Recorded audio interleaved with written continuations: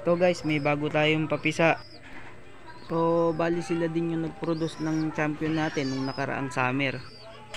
Guys, sana may dumulo uli sa mga anak nitong mga to. Bigyan sana ulit tayo ng magandang performance ng mga anak nitong ating mga breeder. So ito nga guys, winali na nga natin yung anak ni Miss Flyover.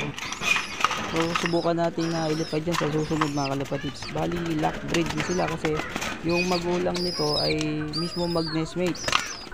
Susubukan ko lang kung magiging maganda yung resulta ng lipad nitong ibon na to. Pero pwede na rin naman natin na gawing stock na lang to. Kasi kahit pa paano maganda na rin naman yung naging lipad ng magulang nitong si YB natin. Guys, mag-aabang na tayo. 7:30 ni-release yung mga ibon natin. Bali may mga nagpaklak na. Ayan na.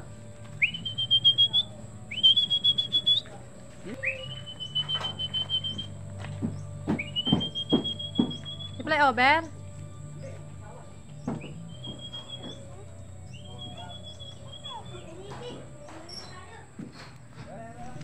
Ayan guys, naikaklak natin si 543. So ang speed pa niya nga ay nasa 1019 pa. Ay, tayo bebe. Pagbang na kamay. Pasok ka ganyan.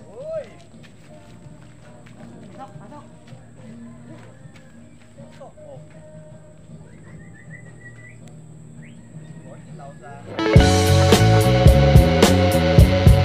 So yun guys, clock na nga yung ating ibon na si 43.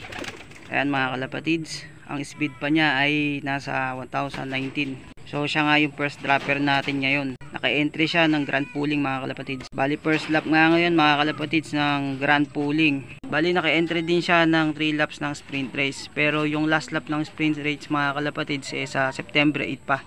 Yun na rin yung first lap ng derby mga kalapatids. So ganun din mga kalapatids, naka-entry din si Miss Flyover sa 3 laps ng sprint race mga kalapatids. Pero ngayon training lang siya. Ayan, lugon yung ibon. Lagas-lagas yung balahibo niyan mga kalapatids. Gandang balita, nakauwi pa rin yung mga ibon natin kahit na lugon-lugon na yung balahibo nila. Sa balsa computation natin mga kalapatids, nasa 900 pa yung speed nitong si Miss Flyover natin. Nauna lang sa kanya yung asawa nga niya. So dati nga laging iniiwan ni Flyover yung asawa niya. So ngayon baliktad na yung sitwasyon guys. Siya naman yung iniiwan ngayon ng asawa niya. So, sa tingin ko totoo nga yung sinasabi nila na kapag nag-itlog na at naglimlim, nagkainakay, nagsubo na yung ibon, medyo humihina nga yung katawan. So siguro sa palagay ko may tama nga din sa ganong sinasabi nila.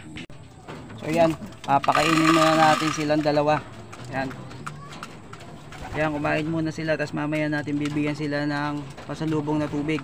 So bali ganyan yung ginagawa natin sa kanila pagdating nila galing karera mga kalapatids. So yun guys, binubukod nga natin sila ng pagkain pag galing sila ng derby o karera. Pero mamaya isasama na rin natin sila dito sa mga flyer natin. Ayan o, electrolytes na may Belgasol lang mga kalapatids. So ganyan lang yung binibigay natin na pang recover sa inumin sa mga ibon natin na nilalaban pag galing ng race mga kalapatids. Bali so mamaya mga kalapatids bibigyan natin sila ng victory para naman sa digestion nila, para nga mas mabilis na tumunaw yung mga kinain nila. Kasi nga ang ibon mga kalapatids, pag ganyang mga nasa derby na, medyo minsan nahihirapan din silang tumunaw ng pagkain nila. Kaya binibigyan natin sila ng victory pills. Ayan, si Miss Flyover uminom na, yung asawa niya hindi pa. Yun. So yun nga, mas nakakakain niya sila ng maayos kapag ganito nga yung ginagawa natin.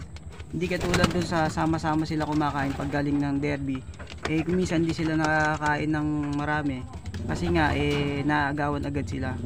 So mabilis nga makatulong to sa recovery nila kapag ganito yung gagawin natin. So yun mga kalapatids, ito nga si Miss Flyover. So sinampang natin uli siya. Susubukan uli natin kung maganda pa yung magiging lipad niya. Obserbahan pa rin natin mga kalapatids, kung magiging maganda pa yung lipad niya, i-entry uli natin siya ng derby.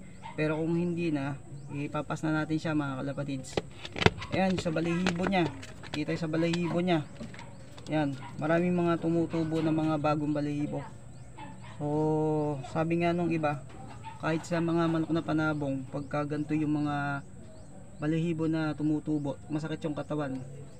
So yun siguro yung dahilan kung bakit bumabagal si flyover, kasi nga dahil sa pangungulag niya, dahil mga masasakit yung katawan niya. So bali ngayon bibigyan natin siya ng victory pills para sa digestion niya mga kalapatids. Hindi kasi tayo hindi tayo veterano sa pag ganito, kaya ganyan lang style natin pagsubo sa kanila. So ito naman ito naman yung isang ibon natin, yung naka-entry natin ng grand pooling. Naka-entry din siya ng sprint race. Bali ito yung nestmate ni Miss Flyover, asawa din ni Miss Flyover. So dati nga nung nakaraang race, so iniiwanan siya ni Miss Flyover. So baliktad na nga yung sitwasyon. Siya naman yung nangiwan ngayon kay Miss Flyover. Ganun din, may tumutubo rin siya mga balahibo. Pero kahit papano medyo bumibilis-bilis na siya. Nasa 1,000 pa yung mahigit yung speed niya. Kanina sinilip natin pang pang 97. So umaasa tayo na habang lumalayo mas gumaganda yung ranking ng ibon natin. Kaya natin victory pills. So yun, yung ibon, pagpapahingayin na muna natin sila. So yun guys, dito ko na nga tatapusin yung video natin. Hanggang sa muli, kita-kits uli tayo. God bless.